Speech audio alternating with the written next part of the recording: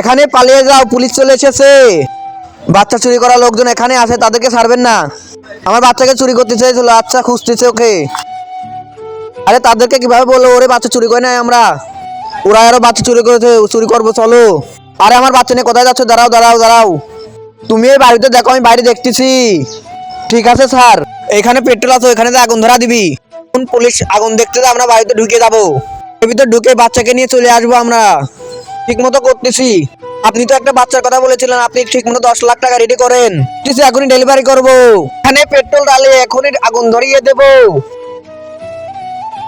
ওখানে আগুন ধরেছে কেন? চলো দেখে আসি। আশেপাশে কেউ নেই, তাড়াতাড়ি চলো। আসো আসো, ঘরের ভিতরে আসো। এই দেখো আমার এই বাচ্চা এখানেই রয়েছে, এটাকে নিয়ে তাদের পালিয়ে যায়। কি হয়েছিল? এই বক্সে তো সুন্দর একটা ছবি আছে, তুমি যদি এই ছবিটাকে ভালোবেসে থাকো তাহলে একটু লাইক একটি সাবস্ক্রাইব করতে ভুলবে না। আর যারা যারা এই ছবিটাকে সুন্দর মনে করে রাখো পৃথিবীর, তাহলে একটা লাইক একটা সাবস্ক্রাইব করতে ভুলবে না।